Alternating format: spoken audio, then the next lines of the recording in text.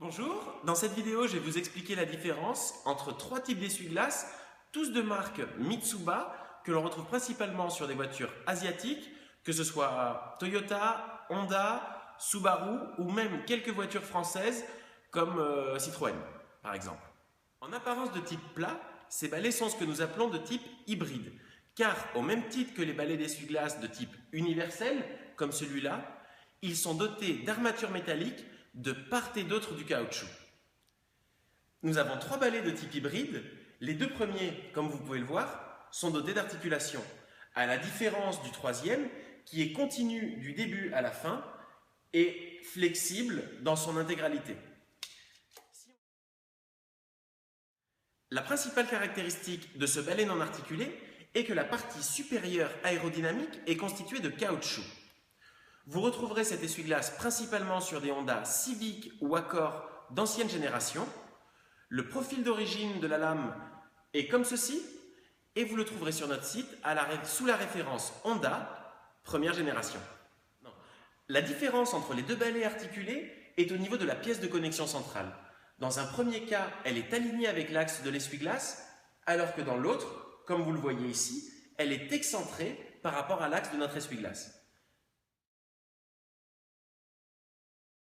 Sur l'essuie-glace articulé à connexion centrale, aligné avec l'axe de l'essuie-glace, un des éléments qui va vous permettre de le différencier, c'est que la partie aérodynamique est rigide, c'est vraiment en plastique, et vous verrez qu'elle a comme un effet torsadé ou de vrille par rapport à l'axe de l'essuie-glace.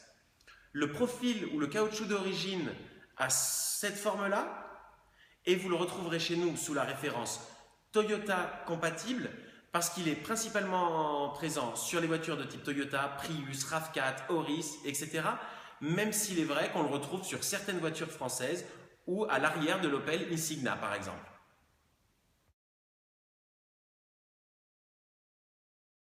Le deuxième balai articulé, en plus de sa connexion excentrée, présente pour principale caractéristique d'avoir une partie aérodynamique rigide alignée avec l'axe de l'essuie-glace. Le profil du caoutchouc d'origine à la section suivante, c'est le plus large que nous avons sur notre site, elle fait près de 1 cm. On retrouve ce balai essentiellement sur les voitures Honda de dernière génération, c'est pourquoi sur notre site, il est disponible sous Honda nouvelle génération.